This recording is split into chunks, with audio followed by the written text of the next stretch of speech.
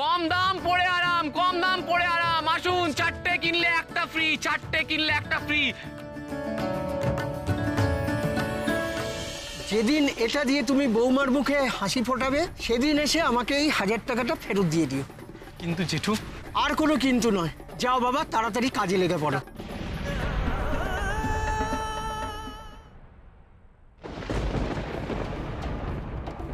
কোথায় যাচ্ছিস রাধামা?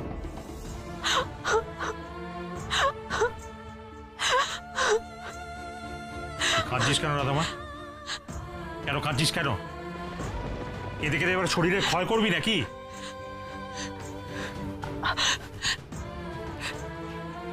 শরীরের ক্ষয় তো কোমরা মুখর হচ্ছে বাবা।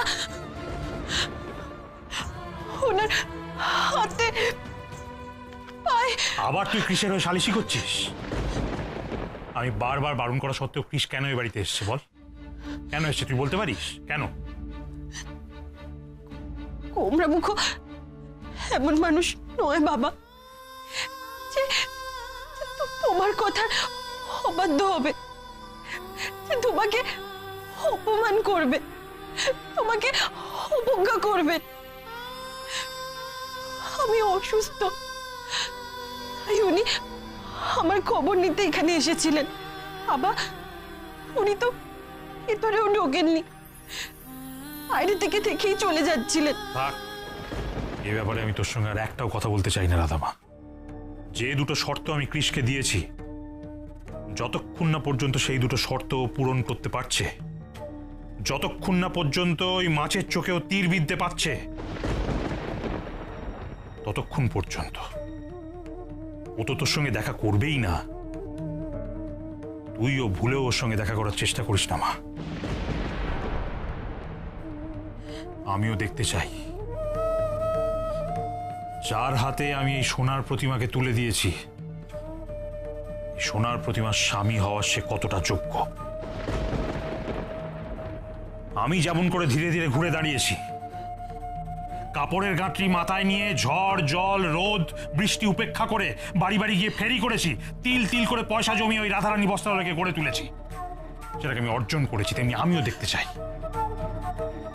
কৃষ নিজের চেষ্টায় নিজের পরিশ্রমে তোকে অর্জন করুক। আর আমার এই সিদ্ধান্ত থেকে কেউ আমাকে টলাতে পারবে না, কেউ না, এমনকি তুইও না রাধামা।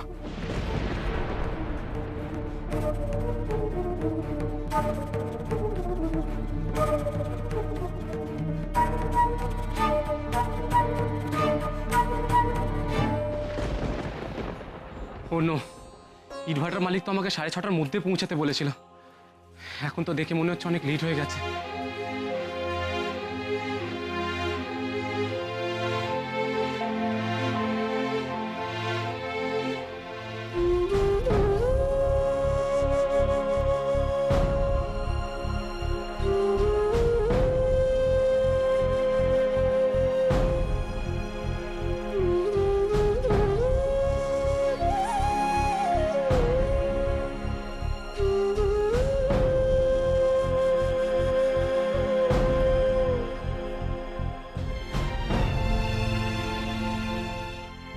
আমারই দোষ, একটা দিন একটু তাড়াতাড়ি ঘুমটা ভাঙলো না আমার। এখন আবার আমাকে একটা নতুন কাজ করতে হবে। দুলাল আঙ্কালের দেওয়া শর্ত পূরণ আমাকে করতেই হবে। আমার হাতে আর মাত্র 6 দিন আছে, আর এই 6 দিনে আমায় 10,000 টাকা রোজগার করতেই হবে। আর শুধু তাই নয়, রাধাকে যে বিষ দিয়েছিল সেই আসল অপরাধীকে খুঁজে বের করে নিজেকে নির্দোষ প্রমাণ করতে হবে।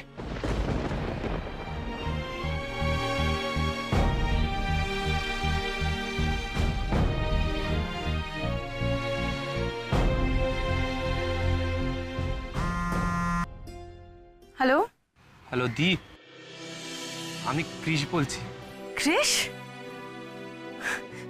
তুই তুই কেমন আছিস ক্রিশ? আমি ভালো আছি দি, আমি খুব ভালো আছি। তোর তোর ফোনটা তোর কাছে নেই, তাই আমি তোকে কন্ট্যাক্ট করতে পারছি না Krish. Krish, I been dying to talk to you. কাটোয়াতে যা যা ঘটেছে আমি সবটা শুনলাম। Krish, I am so proud of you, so proud of you. রাধাকে ফিরিয়ে আনার জন্য তুই যে লড়াইটা লড়ছিস, যে স্যাক্রিফাইসটা করছিস, দ্যাট ইজ এক্সট্রিমলি কমেন্ডেবল। একটা কথা মনে রাখিস, তোর দি সব সময় তোর পাশে আছে। দি, আমার না একটা হেল্প দরকার। বল, কি হেল্প দরকার? যদি দুলাল আঙ্কেলের কাছে আমাকে নির্দোষ প্রমাণ করতে হয়, তাহলে আসল অপরাধীকে খুঁজে বার করতেই হবে।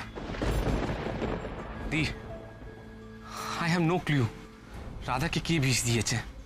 আমি শুধু এইটুকু জানি কি হারু ওই প্ল্যানের একটা পার্ট। দি, আমি হারুকে নিজেও খুঁজে বার করার চেষ্টা করছি। আর তুই প্লিজ একটু কলকাতায় খোঁজ খবর কর। ওই ধরনের সাপের বিষ কলকাতায় কোথায় পাওয়া যায় তো একটু প্লিজ খবর নে। দরকার হলে তোর ওই ইন্সপেক্টর বন্ধু গৌরবের হেল্প নে। ক্রিস, সে না হয় আমি খোঁজ খবর শুরু করব, কিন্তু তুই কি আমাদের বাড়ির কাউকে সাসপেক্ট করছিস? দি, আমি তো তোকে বললাম I really have no clue. Please তুই একটু তাড়াতাড়ি খোঁজ কর। আমি কাল বা পরশু তোকে আবার কল করব। দি, ফোনে অনেক বিল উঠছে, আমি রাখছি। হ্যাঁ, বাই বাই বাই দি, বাই। Chris, Chris!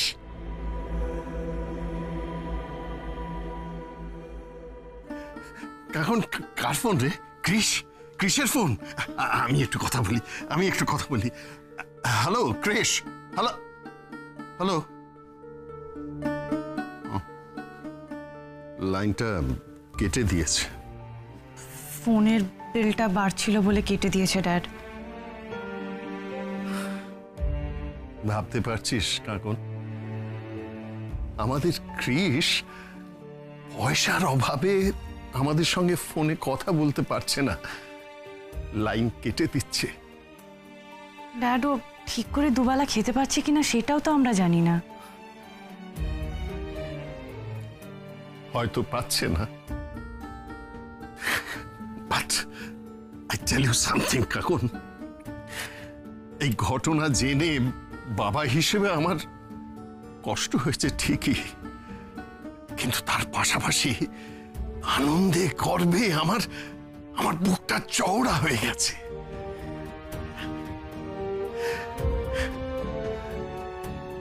আমার ক্রিস আগুনে পুড়ে একেবারে একটা খাঁটি সোনা তৈরি হয়ে যাচ্ছে। আমি জানি একদিন দুলালের সব শর্ত পূরণ করে ও রাধামাকে সসম্মানে আবার এই বাড়িতে নিয়ে আসবেই।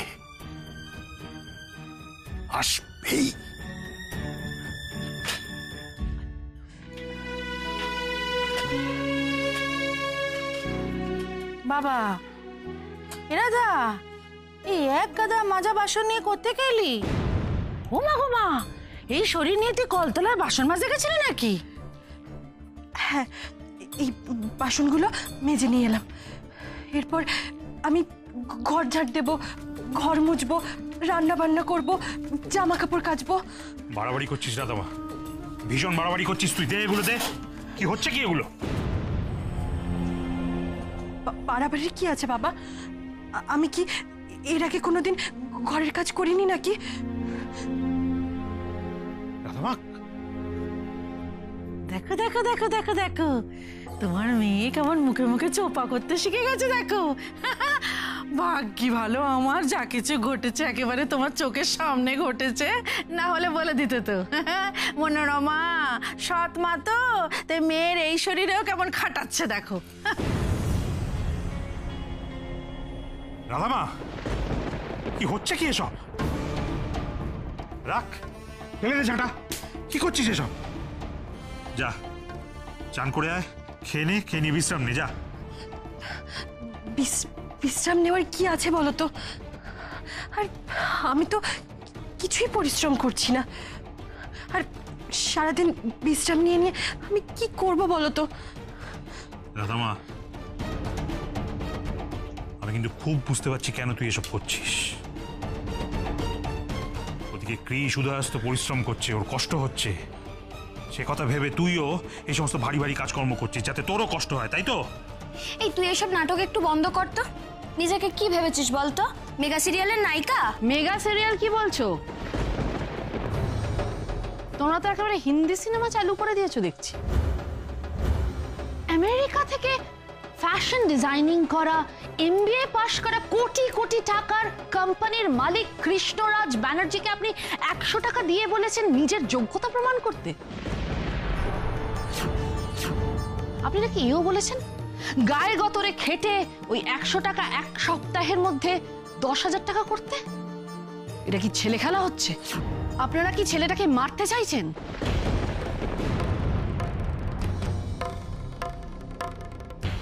কাকিমণি,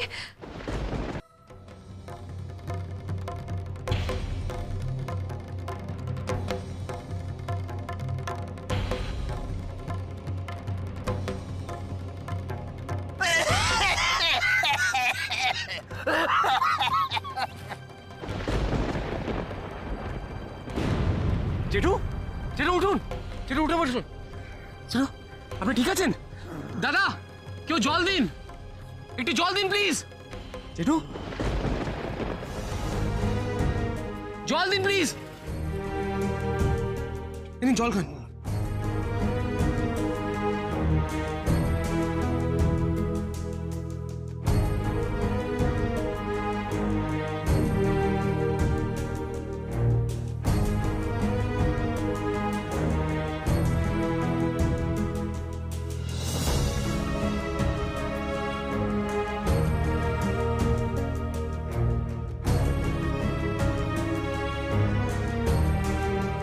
ভগবান তোমার ভালো করুক বাবা।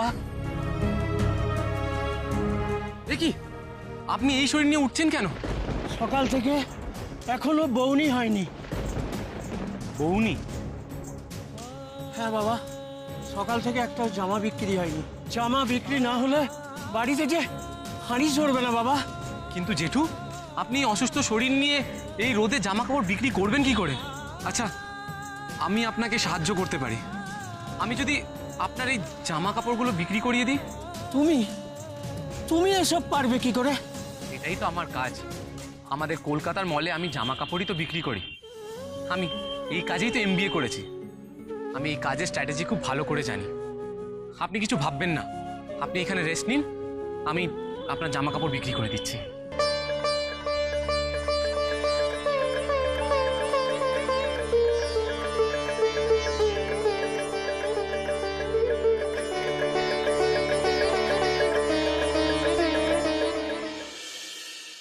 আসুন আসুন দিদিরা, দাদারা, বোনেরা, এখানে আসুন, আমাদের দোকানে আসুন।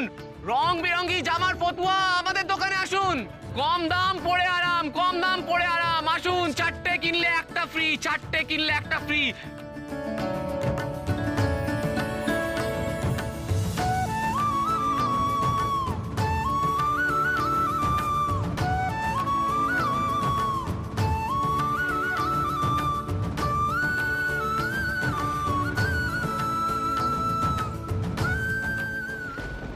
ভূত দেখার মতন চমকে উঠলে?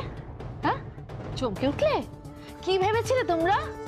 কৃষির বাবা মা, কাকু কাকিমণি কেউ নেই, আমরা যা খুশি জোর জুলুম ছেলেটার উপর চালাতে পারি, তাই না? ও ছোট দিদি, না না না, বিশ্বাস করুন, বিশ্বাস করুন, আমার মাথা খান, বিশ্বাস করুন। কৃষ বাবাকে কষ্ট দেবার কোনো ইচ্ছে আমার ছিল না।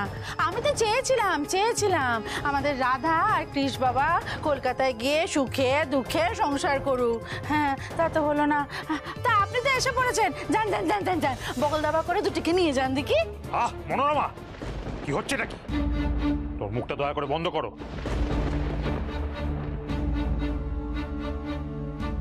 আর কতজনের মুখ আপনি বন্ধ করাবেন দুলালদা?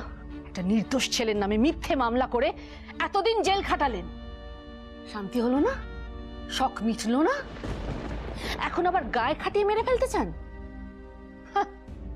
এতদিন তো শুভ শুভ শুভ করে অস্থির হয়ে যেতেন, এখন সেই শুভ, তার ছেলে, এদের সঙ্গে আপনার এরকম সাপে নেউলে সম্পর্ক কেন করে ফেললেন বলুন তো? শোনো রমলা, আমি তোমাকে একটা কথা বলি। আর তুমি কি রাধা, তুমি? তোমার বাবা না হয় শর্ত দিয়েছিল কৃষকে, তুমি কৃষকে বলতে পারলে না বাড়ি ফিরে যেতে? হ্যাঁ, এইটুকু স্যাক্রিফাইস তুমি কৃষের জন্য করতে পারলে না? বিশ্বাস করুন মেজো কাকিমণি, আমি কমলামুখকে অনেকবার ফিরে যেতে বলেছিলাম। আমি তোমাকে বিশ্বাস করি না। তুমি যদি সেই রকম করে বলতে তাহলে ঠিক কৃষ ফিরে যেত। আরে কৃষের কিছু হলে তোমার কি ক্ষতি? তো আমাদের। আমি তাই ঠিক করেছি কৃষ যতদিন এখানে থাকবে, এই কাটোয়ায় থাকবে, আমি ততদিন এই বাড়িতে, তোমাদের বাড়িতে থাকবো, কৃষের দেখভাল করব। হ্যাঁ অচর দিদি, আপনি এখানে থাকবেন? না হয় থাকা খাওয়ার খরচা দিয়ে দেবো। হ্যাঁ না মানে কৃষ বাবা তো এখানে কি? আপনাদের আর কি, আপনাদের তো কিচ্ছু নয়। কৃষির যদি কিছু হয়ে যায় তাহলে তো আমাদের ক্ষতি। এই মাঠে ঘাটে রোদ্দুরে যদি ও শেষ হয়ে যায় তাহলে তো রাধারই পোয়াবারও। হ্যাঁ, কৃষের বিধবা স্ত্রী হিসেবে এই বিপুল সম্পত্তির মালিক হবে। চুপ, একদম চুপ। আমার কুমড়া মুখোর সম্পর্কে আর একটা বাজে কথা বললে আমি কিন্তু ভুলে যাব যে তুমি আমার গুরুজন, আমার কাকিমুনি।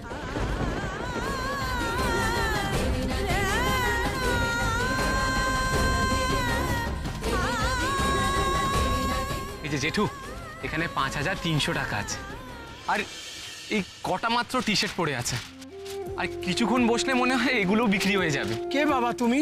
তোমাকে দেখে তো মনে হচ্ছে স্বয়ং তুমি কৃষ্ণ ঠাকুর, কিন্তু তোমার এমন দশা হলো কি করে? আমি আসলে খুব বড় একটা সমস্যায় আছি। আমার সম্বল মাত্র 100 টাকা, আর আগামী 6 দিনের মধ্যে আমাকে সেটা 10,000 টাকা করতে হবে। তবেই আমি রাধার মুখে হাসি ফোটাতে পারবো। রাধা কে? রাধা আমার স্ত্রী। তুমি কৃষ্ণ ঠাকুর আর তোমার স্ত্রী রাধা? তুমি যে আমার আজ উপকার করলে তার প্রতিদান আমি দিতে পারবো না। তোমাকে আমি একটা উপহার দিতে চাই। উপহার? কি উপহার? শোনো, তোমার জামাটা ছিঁড়ে গেছে তো, এটা তুমি পরো। এই টাকাটা তুমি ধরো বাবা। না জেঠু, এই টাকা আমি নিতে পারবো না, এটা আপনি রাখুন। তুমি পরিশ্রম করলে তোমার তো একটা পারিশ্রমিকও আছে বাবা। জেঠু, আমি কাল সারা দিন রাস্তায় রাস্তায় কাজ খুঁজেছি। আমি জানি 1000 টাকা রোজগার করা কত কঠিন।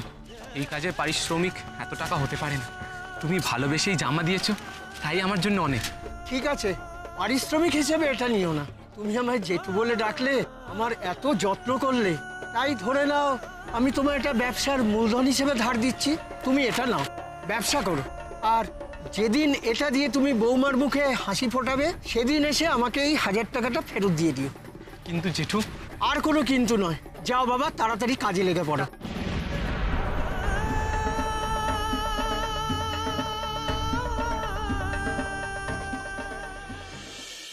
মা, ও মা, মা।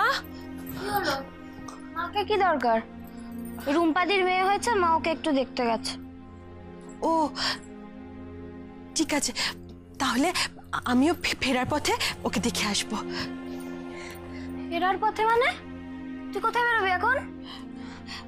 আসলে না, আমার খুব কচুরি আর জিলিপি খেতে ইচ্ছা করছে, তাই ভাবলাম লক্ষ্মীকে নিয়ে একটুখানি ওই স্টেশনের দোকানের দিকে খেয়ে আসি। ও, তার মানে তুই এখন বাইরের দোকান থেকে কচুরি জিলিপি খাবি, তারপর আবার অসুস্থ হবি, আর তারপর বাড়ি শুদ্ধ সব লোককে জ্বালাবি। ও মা গো, আমাদের ছেলেটা উদয়স্ত পরিশ্রম করছে, সারাদিন কেটে কেটে মরে যাচ্ছে। ছেলেটা দাঁতে কিছু কেটেছে কিনা তার নেই ঠিক। আর তোমার বাড়ির খাবার মুখেই রুচ্ছে না। হ্যাঁ, এখন এই রাস্তায় ধেই ধেই করে বেরিয়ে পড়তে হলো সিঙ্গাড়া জিলিপি, কচুরি জিলিপি এসব খাওয়ার জন্য? ছি ছি ছি ছি ছি, তোমার এতখানি নোলা ঢং! এতদিন তো বেশ কৃষ কৃষ করে যোগিনী সেজে ঘুরে বেড়াচ্ছিলি, যেই কচুরি জিলিপির কথা মনে পড়লো অমনি আসল রূপ বেরিয়ে গেল। বল, নাটক যত। নাটকই তো। আমাকে যে যতই খারাপ, যতই লোভী ভাবুক না কেন, কুমড়া মুখোকে খোঁজবার জন্য, একবার চোখের দেখা দেখবার জন্য আমাকে এই নাটকটা তো করতেই হবে। আর বাবা বাড়ি ফেরার আগেই আমাকে বেরিয়ে যেতে হবে। লক্ষ্মী চল, আমার না বড্ড খিদে পেয়েছে, চল। এই দিদি, এতগুলো কথা শোনার পরে তুই বাড়ি থেকে বেরিয়ে যাচ্ছিস?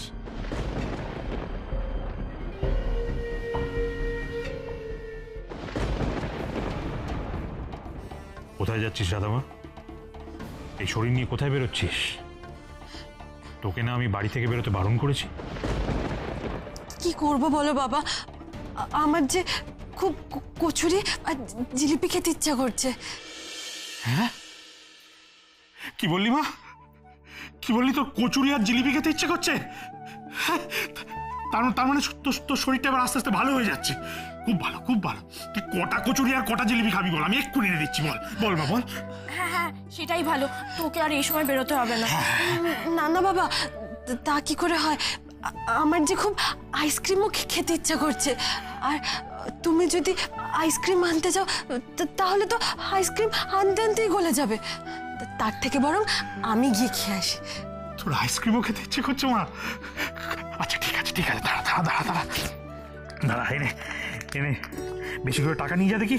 রিক্সা করে যাবি, ধর ধর ধর, রিক্সা করে যাবি, রিক্সা করে ফিরবি।